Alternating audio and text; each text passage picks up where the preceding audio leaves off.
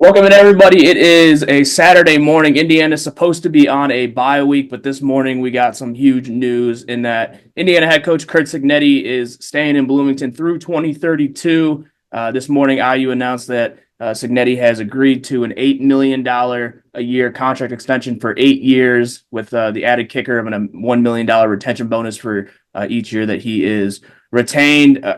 Joined here by Ken Bykoff. Obviously, Ken, this is huge news. We felt like it was coming down the pipeline at some point, just with the amount of confidence Indiana was putting out on their end with this extension. But to now see it happen, it's for Cignetti to be here for the foreseeable future is a really good sign for Indiana. Yeah, and it really puts to rest a lot of people who were maybe concerned that he was going to head out to other pastures. I've never thought that was going to be the case. He's 63 years old. He's made his way up to a Big Ten school and has the opportunity to really make a real impact. He already has at IU. And so I would have been very surprised if he jumped so quickly after moving up. But the fact that Indiana is able to make this kind of commitment makes a big difference. And I mean, I know we've lived this before. Tom Allen got a 7-year extension. I think it was in 2020 or something, or 2019, somewhere like that. That didn't work out. This is a little bit different because there is a different level of success that is going on right now. It has completely transformed IU football. And the fact that this portion of it can be put to bed helps ease the tensions of fans who are just, again, so scarred from IU football over the years, thinking that we can't have nice things. Somebody else is going to come and poach this coach from us. That's to bed. Recruits don't have to answer any kind of questions or ask any kind of questions. They know Curt Cignetti is going to be here. It's a huge positive for IU football. The timing of all this, still 2 games left in the regular season. You're on a bye week. Indiana probably could have gotten away with waiting till after the regular season maybe to announce this. The fact that they're doing it now before the coaching carousel starts, before other schools start poking around here, just how important is that to show kind of Indiana's commitment and really an overall proactive approach to keeping Cignetti here long term? Well, it's not only the commitment; it is removing the distraction of so many people talking, or there being, any kind of coaching hotboard is going to say, have Curt Cignetti's name almost right at the top of it, because, there are so many programs that are like, oh, he certainly wouldn't want to stay at Indiana. But that isn't the case now. That is completely removed from the equation. And Indiana's commitment really comes in the dollars and cents portion of this thing. I know for years fans have talked about how Indiana isn't making the financial commitment that they needed to football.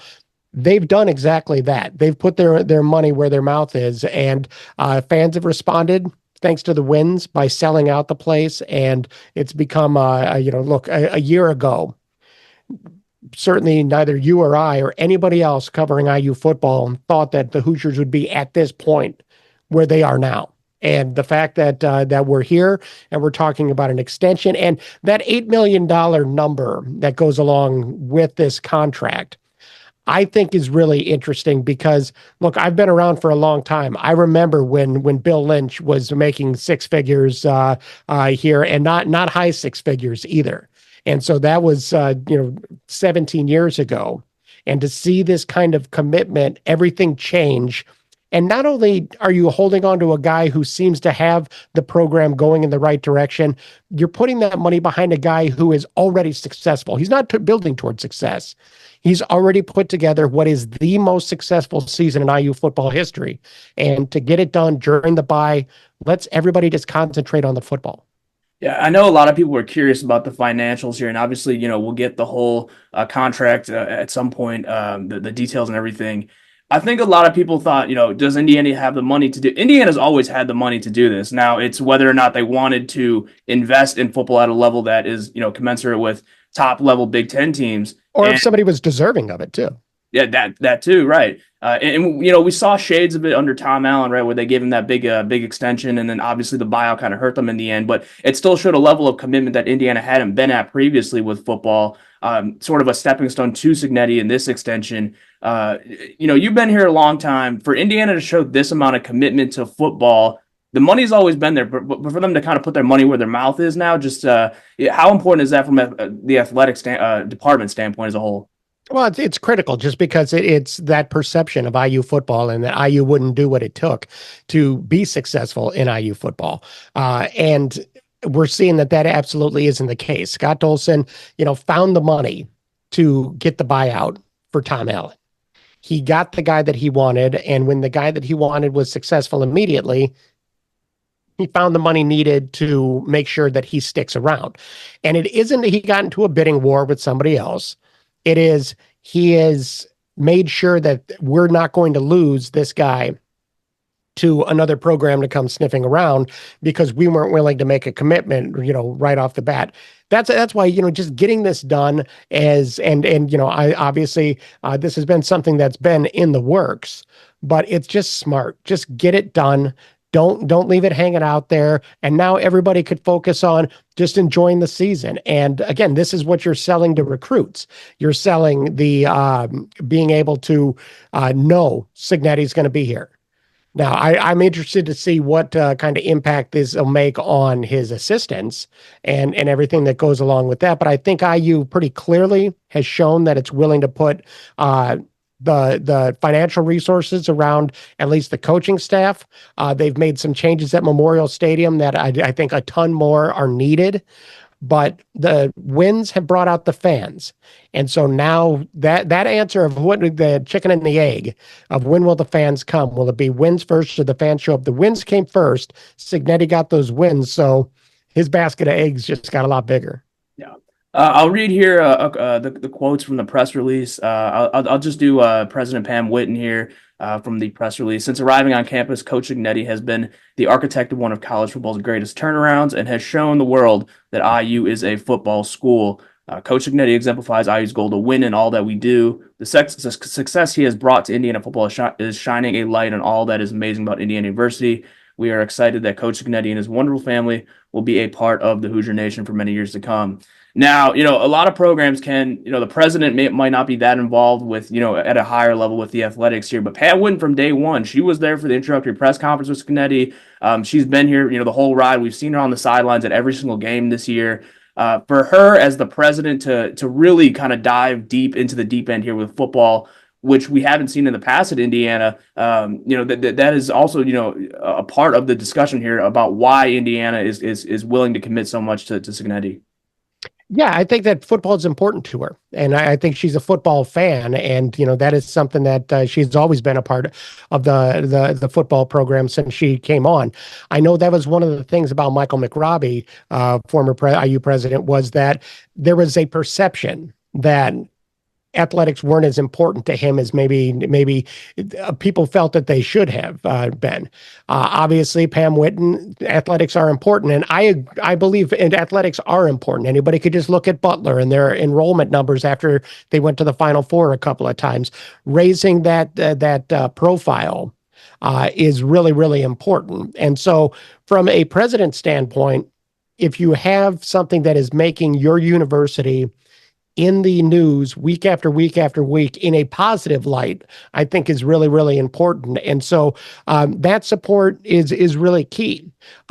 In terms of the money that's involved, the athletic department and Indiana University, their finances don't dance quite the same way that they do at other schools. They are separate entities. And so there is that portion of the program, but still, when you're talking about the Big Ten network and how that money is distributed to the school, then it then goes over to the department. You have to have administration support in order to make some of these things happen and be able to commit the resources. And so, it's important that the president was involved in the discussions right from the bat. And it's nothing but a positive when it comes to dealing with the extension of a coach who's been here such a short amount of time.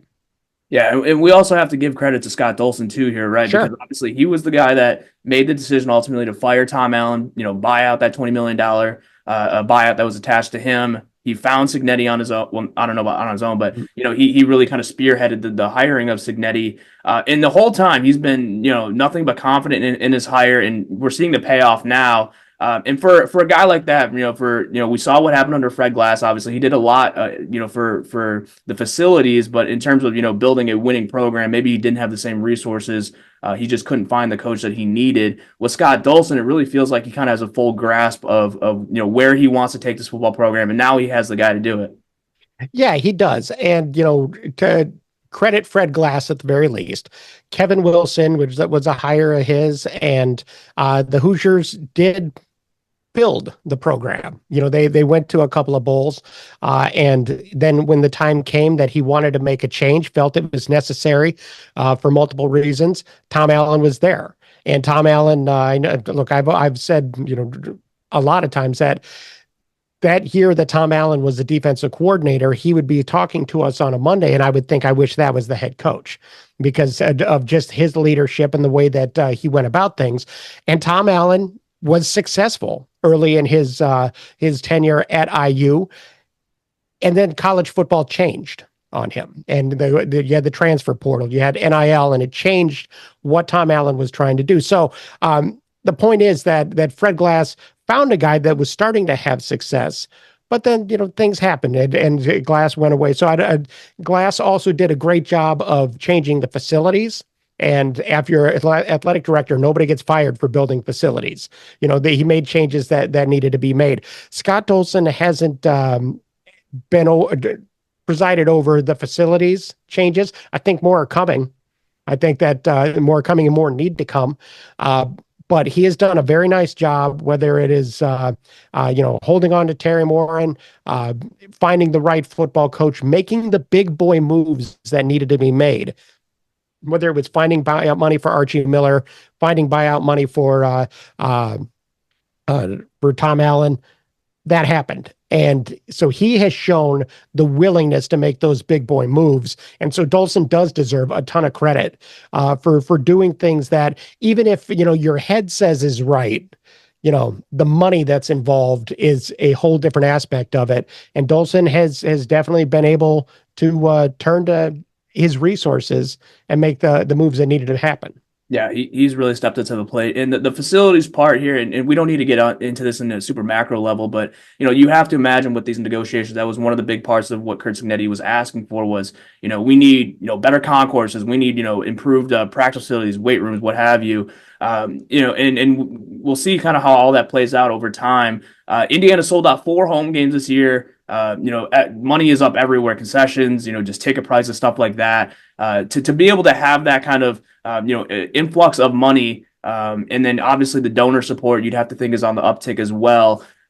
Just with facilities alone, Ken, are there anything in particular you think that could happen short term, long term, in terms of kind of upgrading the overall IU football program? To me, it's about weight rooms and practice facilities, things that directly impact the team and make them successful, allow them to continue in the arms race that is college football. When it comes to facilities, all of those are huge positives.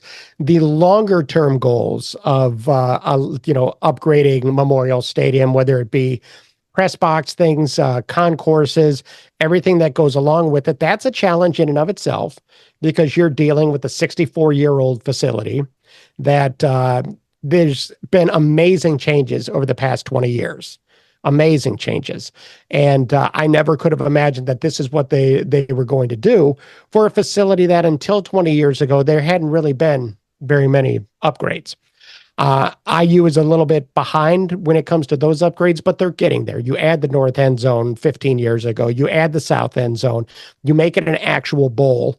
And now, you're going to see a lot of different things, but the key is you have to continue to be successful. You've sold out 4 games and fantastic. Good on you. Now keep it up. Because I'd say all the time, this is the best of times for IU football fans. There were no expectations for this year, none at all. Certainly not to where you thought you'd be here in November. They'd be 10-0 and in the college football playoff discussion. Next year, there will be expectations, and people have felt this. And there's going to have to be situations. You're going to need somebody at quarterback. You're going to need to answer a lot of questions that they were questions coming in, but everybody was kind of wide open on it. Now the bar has been set. So you're going to have a lot of excitement. And the key is going to be to maintain a level of success that makes it so that IU football fans who have now enjoyed that taste of success don't get disappointed quickly. And so, like the first half of next year is going to be a really critical time for IU football because you have all the right moves have been made to this point, but you have to continue to be successful to keep driving that revenue.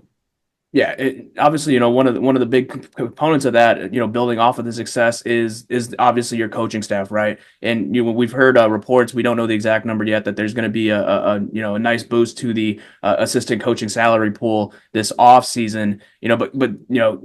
For as good as Cignetti is, his coordinators have been outstanding this year. Bryant Haynes Sure. on defense, Mike Shanahan on offense, Tino Sinceri in that quarterback's coaching role. And you have to think a lot of big programs that are come looking around for those guys. And, for Cignetti now to be able to negotiate this higher salary pool, and, it doesn't mean he's going to necessarily be able to keep all these coordinators and all these assistants he has, but it is at least, another feather in your cap that it's okay.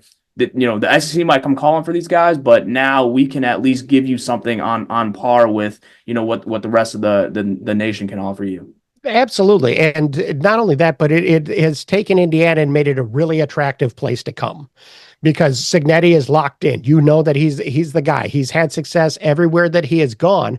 And, you think back to Tom Allen's staff where you had Kalen DeBoer and Kane Womack and, guys were poached from those staffs, which is great as a head coach. That's what's happening ideally is you're being successful and other programs are coming and wanting to take your coordinators out to be head coaches. That's really great. But you then have to replace them with the right people. And the key is you're going to have a very nice pool of coordinators to pick from, young up and coming guys who have already had a little bit of success. You're going to be able to bring guys in if that situation should arise because of the success Indiana has had and the commitment they've shown and the excitement around it. It all makes it a very attractive program to come to in a way that, quite honestly, a year ago, it wasn't. And the success that Cignetti and his staff have really changed that equation and taken it from point A to point B, and now you have to keep going higher. Yeah, I hate to look too far ahead here, Ken, but I feel like this is the next, logical, stepping stone here in the thought process. Obviously the extension is done. What's next for Indiana in terms of, maybe not just upgrades to the facilities, but and you mentioned the expectation level. And I feel like too, right, this season is very much an anomaly, right? Indiana probably isn't going to be out there competing for Big Ten titles every year, CFP titles every year. But it shows that it can happen here at Indiana. But what is next after, now that the extension is finally done? Consistency.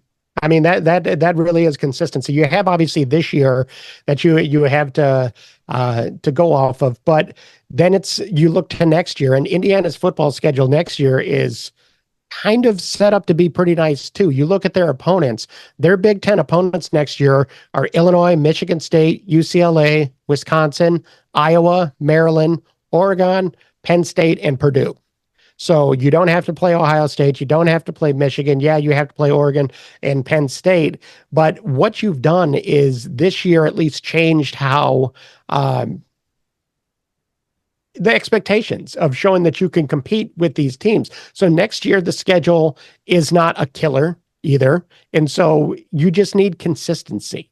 You need to show that you could do this year over year because they did bring a lot of guys from James Madison. You obviously have Curtis Rourke, who has been fantastic this year. Being able to develop players on your own and maintain that standard is going to be really, really important because, again, the first half of next year is going to be really important to show that this isn't a fluke. This isn't just an anomaly. This is unexpected, but it's not an anomaly for the way Curt Cignetti and his programs have gone over the past couple of years. And so that to me is just finding consistency and building off of it is going to be the next step. Yeah. Final thoughts here, Ken, before we wrap up. This is huge news. Indiana's on a bye week, and they still find a way to win the bye week. Just what does this say on a 10,000-foot level of where Indiana came from to where Indiana is now? That the fact that they're able to give their head coach this amount of money and commit to a football program long term. Well, it just shows that it can be done. And I've never looked for Indiana to be Ohio State in football. I've thought that they can be Iowa. A team that, is up and down sometimes, but has shown that there are certain seasons when they compete at a very high level, compete for a Big Ten championship. And to me, that's where they can be. They could be that team. And the profile of IU has always been about basketball, basketball, basketball. Well, basketball has not been the level of success that it historically has had. So there is a window for football to take that step up. They're filling that spot this year. And now this commitment of where Indiana football was to where it is now shows that things can change, and they can change very, very quickly. And so being able to put these resources behind it shows the commitment. Again, takes away the distraction of what is Curt Cignetti going to do. And it's going to be, exciting to see how it plays out, because this is the kind of program it seems that people will want to come to. The kids that are the recruits and people like that, it's consistency that is going to really sell them on it. But IU has done everything it can to make sure that happens. Yeah, it's been a whirlwind season, Ken. I know you've been here longer than me, but if I told you right now we're sitting here at 10-0, and that Curt Cignetti would be the highest paid Indiana University employee of all time, just crazy times we are in right now. And do you have words for that?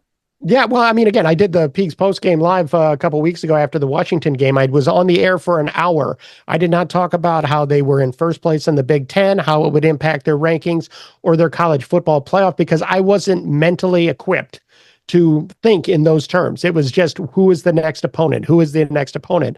And so it's been a wild season, but it's been a ton of fun. I've watched a lot of really, really bad football over the years, and it has been a joy to watch this program build this excitement. And I'm excited to see just how far it can go. And it's great, again, that that the future is stable with this announcement. So there you have it. Curt Cignetti is locked in through 2032, 8-year contract extension, $8 million a year with the added kicker of $1 million retention bonus. Ken and I got to get to a Indiana versus South Carolina basketball game, but we wanted to get this podcast out for you folks. Ken, thanks for joining me this Saturday morning, and we'll see you folks over on Peegs.com. A lot more coverage to come on the Cignetti extension, then obviously leading into the Ohio State game. Thanks for joining us, folks.